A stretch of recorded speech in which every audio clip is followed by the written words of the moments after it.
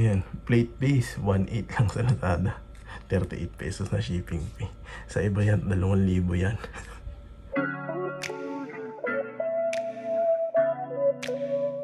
Mga ka-chapsuy, good evening. Ayan, kasi maraming nagtatanong kung magkano yung lahat-lahat na nagastos ko doon sa kotse. So, simulan na natin doon sa history.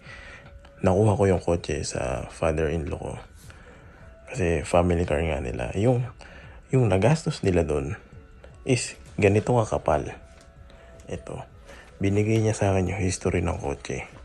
Ito lahat ng papel nun. So, yan. Yung mga binili na ito latest, ako na bumili niyan. Pero simulat sa pool na nakuha nila yung kotse, titingnan nyo meron pa 2013.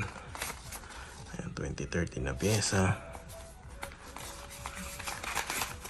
2012.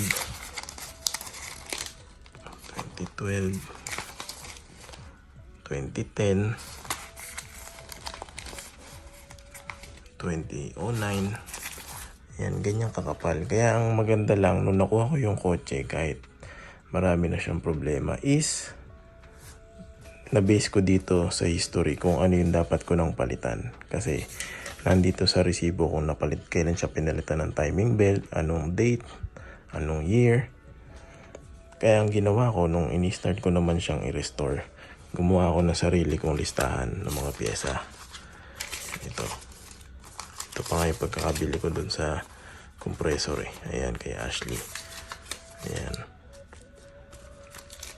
Sinulat ko naman siya. Ito, sunod-sunod talaga to. Kung ano yung mga binibili ko nung araw na yun, dito ko nilalagay. Yan. Kaya ako sinabing chapso yung bill ko kasi nagre-research po ako kung saan ako bibili. Kung sa Lazada Racing makakamura ako, eh di doon. Kung sa online seller ako makakamura, doon ako bibili.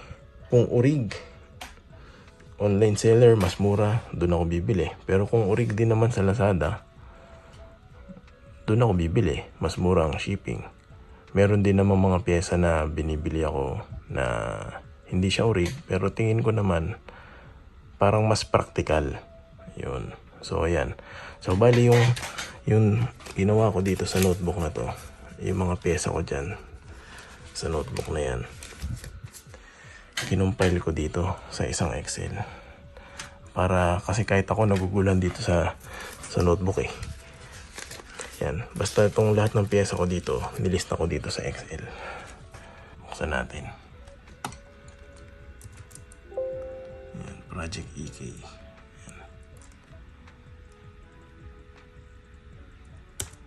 Yan. So, una kong ginawa is nilista ko dito lahat ng presyo para nga sa inyo mga chapsuy na curious kung magkano lahat. Nung nalista ko na lahat yan, bali ito ginawa to patapos ang 2021 hanggang start ng 2022. So 1 year in the making itong kotse na to. So ito, ginroup ko yan into categories na, for example, ito ay aesthetics, accessories optional. Explain ko bakit optional. Kasi depende sa'yo kung gusto mong bilhin o hindi. May option ka rin na bilhin yung mas mura or mas pasok sa budget mo. Kaya optional yung nilagay ko dyan. Wheel set, labor cost, engine parts, pang ilalim, bushing, etc. Parts needed during repaint, tsaka yung AC system. So start tayo dito, aesthetics, accessories optional. So ngayon nasa sa inyo to kung gusto nyo hilahin to. Bali inabot ako dito ng total is 53,000. Yan. Sa wheel set naman nasa sa inyo rin yan. For example, yung Firenze nabili ko ng 45,000. Yan. Kasi Urig Japan siya. Pero nasa sa inyo rin kung magbubuo kayo, pwede kayong bumili ng Rota. Depende sa budget eh. Yun yung maganda sa Civic kasi kahit sino pwede. Kahit ano pwede mo ilagay sa kanya. Walang magsasabi sa'yo na, uy, peki yan, hindi maganda yan. Hindi, Civic is for everyone. Pwede siyang buuin, depende sa budget mo. For example, ito, sa accessories, aesthetics, clear taillight. Sa Malaysia ko siya nabili during that 2021 to pagkakaalala ko, 7,000 nung kinonvert ko siya. Alam ko dito sa mga online seller dati, Malaysia rin ang binibenta nila, pero nasa 12,000 pa nun ang bentahan. Ewan ko lang ngayon kung bumababa na. For example, itong OEM Wing 3.5, ang laki rin ang halaga nito. Pwede rin hindi ko nabili yan kung tutusin, di ba? Nasa sa inyo kung paano nyong ihilahin yung presyo. Tapos nagre-research din ako kung saan mas mura. For example, itong Nippon antenna, ito Lazada Racing to. Pero yung Nippon kasi, as far as I know, Japan technology yan. So magkano ko siya nabili? 1,700 kasama yung delivery fee. Yan. Kung bumili ako ng orig na antena, ang alam ko nasa presyo noon 6,000 to 7,000 during that time. Ewan ko ngayon, baka mas mahal na. So sa akin, nagagamit ba ni antena yung purpose niya as antena? Para sa akin, oo. Di ba?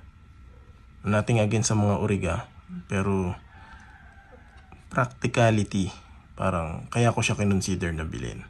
Parang ganun. Medyo naging OC lang talaga ako sa mags.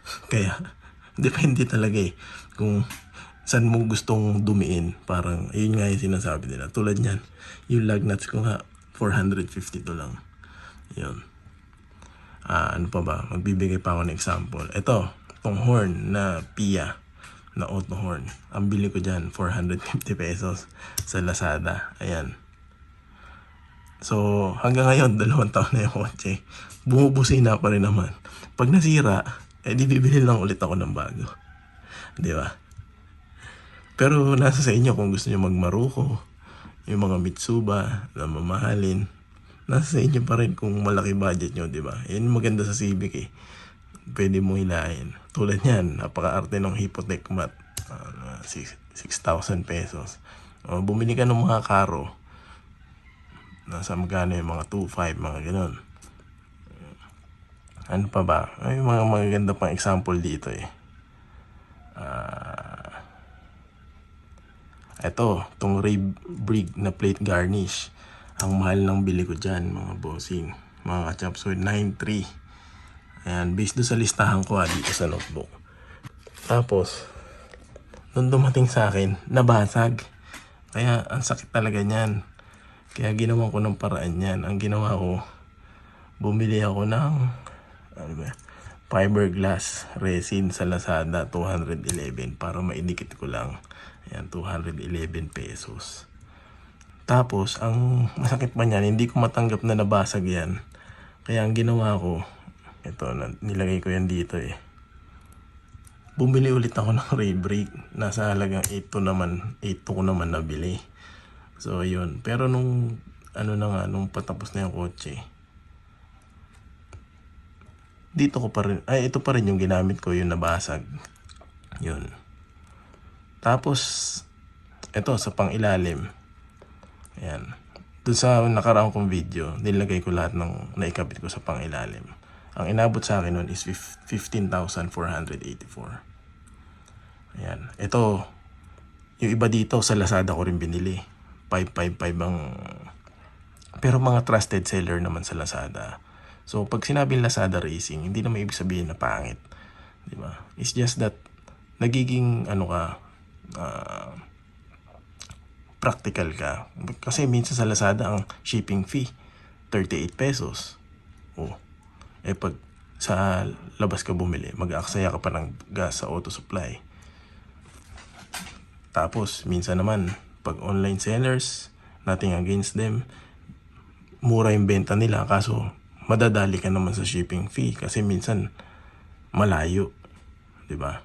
Kaya kumbaga tatantyahin mo rin kung saan ka talaga makakamura. Kaya ito sinasabi ko talaga, chapsuy build to kasi halo-halo ang pinagbilang ko nito. Ayan. Ito, parts needed during repaint. Ito yung mga parang pakiramdam ko kailangan kong bilhin nung nire-repaint na siya. Tulad ito, roof cut. Kasi nga puro kalawang na. Ayan, roof cut. Side mirror. Kasi basag yung isa. $2,099. Lazada rin yan. Hindi ako bumili ng surplus na Japan. Kasi ang alam ko pag Japan surplus, iba yung view. Kasi nga, di ba original na right hand yung Japan. Parang iba yung view pagka kinabit mo. Parang may sinasabi sila, kukunin mo lang daw yung case. Tapos, kakabit mo yung urig na lente mo na left hand drive parang ang hassle naman nun. For me Ayan, ito. Glass molding, clips. Ito, dinidisclose ko lahat ng nagastos ko para mabigyan kayo ng idea. Sa AC system, ito, tulad nito, si Sanden compressor. Nabili ko siya ng 6,600. Brand new to. Consider ko yung brand new kasi brand new siya. Although replacement siya, Lazada rin to. Ang kinagandahan lang nito, yun nga, brand new. Tapos meron siyang warranty na para 6 months. Ayun, iniisip ko kasi nung time na yun, pag bumili ako ng surplus, yung surplus na mabibili mo, ang production date ng bigote natin is 1996, late 1995. Sabihin lang natin 1996 to 2001. So, more than 23 years. Tama ba? Parang gano'n, no? 25 years. Parang gano'n naglalaro, 20 to 25 years. Yung mabibili mo na compressor. Pero, kaya parang ang mangyayari doon, parang tsambahan. Minsan, makakatsamba ka ng tatagal. Minsan, ako gusto ko, parang, yun nga, practical. Bili na ako ng bago. Kaya medyo dumiin ako dito na yun na yung binili ko. Dito sa engine parts transmission, ito naman halos lahat to urig. Kasi ito para sa akin importante to Tulad niyan, yung mga heater delete plug. Sa Lazada ko rin nabili to. Sa Lazada ko nabili yan. Meron nagbebenta sa akin yan online, mas mahal. Or parang mas makakamura ako dahil sa shipping fee. So sa Lazada ako bumili, pero urig yan. So Lazada Racing, di ba? Ano pa ba? Ayan, thermostat, yung mga yan. Urig yan. Hindi ko sinasacrifice yan. Kahit mahal siya, bibiling ko na urig. Kasi nga, parte yan ng makina tsaka ng transmission natin Itong radiator tsaka fan ko, tag dito, high speed na din, so na surplus. Ano pa ba? Ayan, ito sa timing belt set, lahat to urig to. Ito nga lang, replacement yung mga GMB, pero good quality naman yan. Yung mga oil seal, O-ring, urig yan.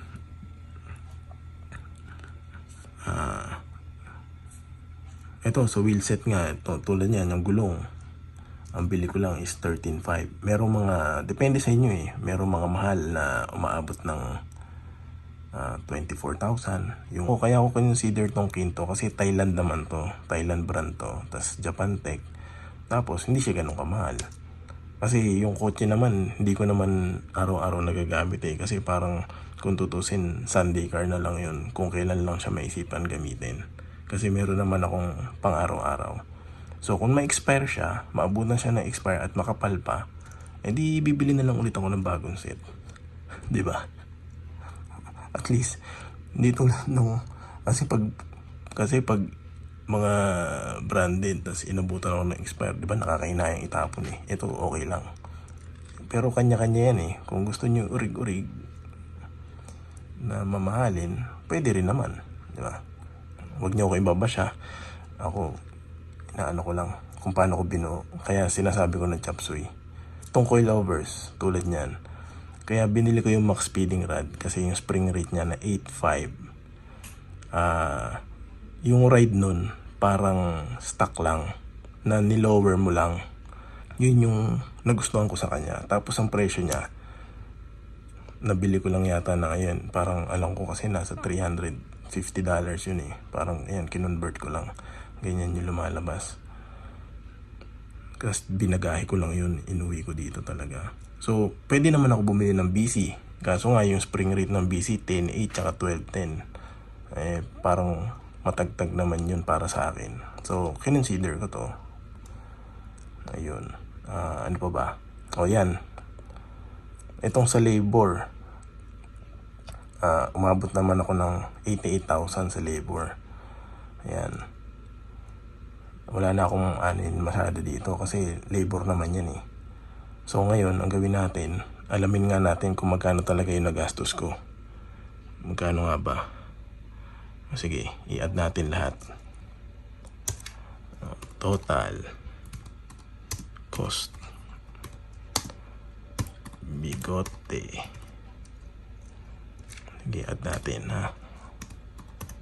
Sum. Ito, gawin lang naman natin, i-add natin isa-isa yan eh. Ito, para may suspense ba.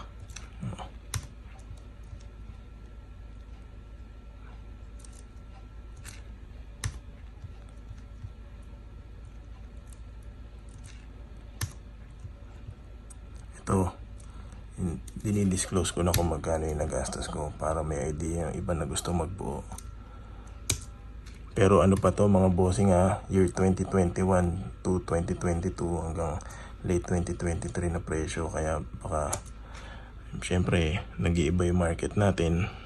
Minsan nagmamahal, minsan nagmumura. Ayan. Inabot ako ng 306,517. Ay, sa pagbuo nun. Yan. Parts, labor. Tapos yung ganung itsura. Ayun. Yun lang.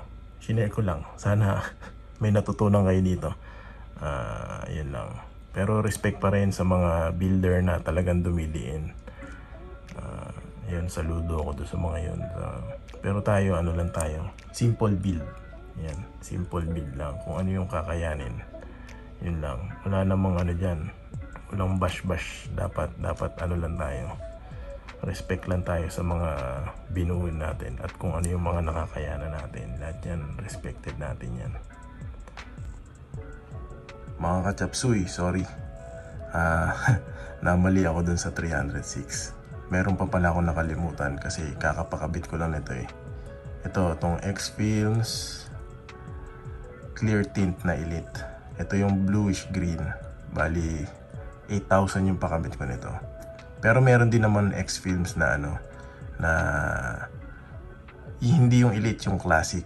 Around ano yun, para 6,000 to 6,500 ang presyo nun. Tapos, ayan, makakapagkabit to. Ito, di nadagdag kasi si Mrs. nagpakabit niyan eh. Motolite battery. Ayan, sinama ko na rin yan. 4,500 yan. Eh, may kasamang trade-in. Less 300. 4,200 na lang. So, bali, ito yung total na nagastos ko. 318,717. Yan. Pero at the end of the day, hindi naman mahalaga yan kung malaki o maliit ang gastos mo. As long as masaya ka doon sa ginagawa mo at wala kang inaapakang ibang tao. Approve na approve yan. Ayun. Salamat mga kachapsuy. Kung may natutunan kayo, please like and subscribe. God bless sa ating lahat. And lagi po tayo mag-iingat. Bye.